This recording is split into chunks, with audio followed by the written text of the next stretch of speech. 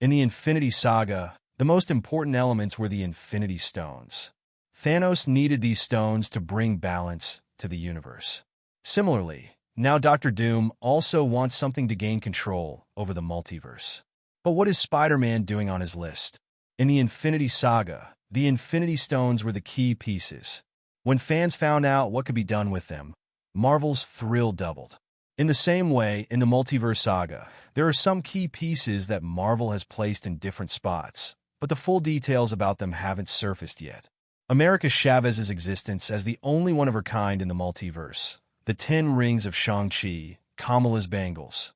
All of these are very interesting and play an important role in Avengers Doomsday. Along with them, Gorr's daughter Love and Spider-Man's names have also come up. So today we're going to talk about the key pieces of the multiverse, which will have a major role in Avengers Doomsday. So keeping spoilers in mind, let's begin. The Infinity Stones were very powerful and mysterious items, and only a few people knew how to use them properly. Even now, many mysteries surrounding the Infinity Stones remain unsolved, which is what makes them so interesting. Have you ever noticed how the Tesseract behaved differently with different people? Let's look at these key pieces one by one and see how they might be useful for Doctor Doom in Avengers Doomsday. Let's first talk about Shang-Chi's 10 rings. The mystery of Shang-Chi's 10 rings is still not fully clear. We only know that Shang-Chi's father, Wenwu, had these rings for a long time, and they made him nearly immortal. What's even more interesting is that the rings obeyed Wenwu.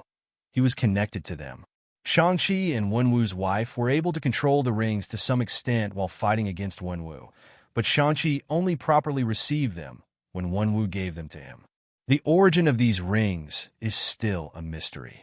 In the mid-credit scene of Shang-Chi and the Legend of the 10 Rings, Wong tells us that the moment Shang-Chi used the rings, Wong felt their energy at Kamartaj. Bruce Banner and Captain Marvel also noticed that the rings were glowing like a beacon, as if sending a message to someone. In the concept art for Shang-Chi and the Legend of the 10 Rings, we learned that the 10 rings came from some alien meteorite. Wenwu acquired these rings by breaking into the palace's treasure room during the Qingming Festival, where he originally went to steal the Wand of Watum. Now, how will the 10 rings operate on the level of the Infinity Stones? There's no doubt that the 10 rings are powerful artifacts. Like the Infinity Stones, they are mysterious, and even their user doesn't know everything about them. Wenwu was fighting almost an entire army with their help, and Shang-Chi used them to defeat Dweller in Darkness. Now, we all know that the 10 rings shown in the movies are quite different from those in the comics. In the comics, the 10 rings were literally like the Infinity Stones. They were created using Makluan technology and housed the souls of powerful cosmic warriors. But in the movie, the rings have been completely changed. Even the comic book rings glowed differently, but in the movie they don't. The origin of these rings hides the secret of their role as key pieces in the Multiverse Saga. Now let's talk about America Chavez. She is literally the most unique superhero, and it makes total sense for her to be important to the multiverse. Think about it. A character who is the only one of her kind in the entire multiverse, who can travel anywhere and take anyone along with her.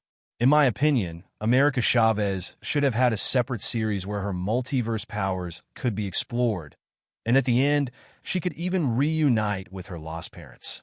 But overall, one thing is clear. If Doctor Doom wants to rule the multiverse, he'll first need someone like America Chavez to travel between different realities. In the comics, Doctor Strange could travel to different realities, and Doctor Doom would go with him to find out what was causing the incursions. But if Doctor Strange is not available, then Doctor Doom will need America Chavez's multiverse traveling powers. Next, let's discuss Kamala's Bangles. If you've seen the Marvels, you already know that they are the quantum bands. The Marvels was entirely about these, and they are very important. In the Marvels, it was revealed that these cosmic artifacts are connected to the history of the universe and were used to create jump points, those portal-like structures that the Guardians and other space travelers used to navigate the universe. The Kree created these bangles, and they allow access to other dimensions. Clandestine was preparing to use these bangles to enter the Noor dimension, and Kamala also glimpsed another dimension when she first wore them. Plus, Monica Rambeau charges the bands with her and Captain Marvel's powers to repair the Universal Neural Transport Network. But in the process, she ends up in another universe where she meets the X-Men. I also think there's some connection between Shang-Chi's 10 rings and the quantum bands. For starters, one of the quantum bands was found in the 10 Rings Temple. Interestingly, Shang-Chi's rings used to glow blue, but turned golden yellow when Shang-Chi wielded them. The same thing happened with the quantum bands. When Dar-Benn used the bands, they glowed blue and purple, but when Kamala got both bands, they began to glow golden. This suggests that there is some connection between the origins of the quantum bands and the 10 rings. These bands have already enabled Kamala to time travel and Monica to travel between dimensions. Obviously, Doom will be after these. Now let's talk about Gorr's daughter, Love. This part is a bit tricky. Gorr became the God Butcher because of his daughter's death, and he reached eternity, who granted his wish to bring his daughter back. This is the one factor that makes Love special. However, there was something noticeable in the movie.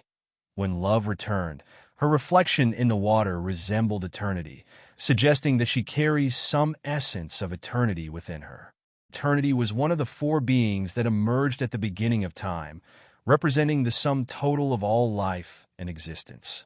Eternity's essence may grant Love cosmic energy manipulation, and this touch from eternity could shift the balance of cosmic power, which means Love might be important for the multiverse. Finally, let's discuss Spider-Man. This is surprising because all the beings and artifacts we've discussed so far have a cosmic nature, but Spider-Man is not cosmic. There is a cosmic Spider-Man, but our Spider-Man is a human who gains spider powers from a radioactive spider bite. However, one fact is clear. Spider-Man exists in every universe in some form. Just look at Across the Spider-Verse, where you see Spider-Man from many different universes. While I'm talking about this, I'm reminded that Sony and Marvel were fighting over whether to make Spider-Man for a multiverse movie, and there were rumors of changes to Beyond the Spider-Verse. So is Spider-Man the anchor being of the MCU?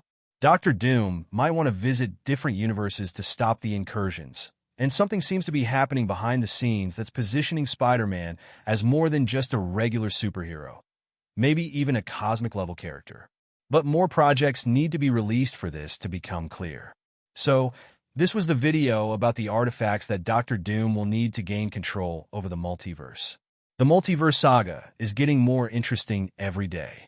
Venom 3's potential introduction of Null looks like it could be a major multiverse plot point.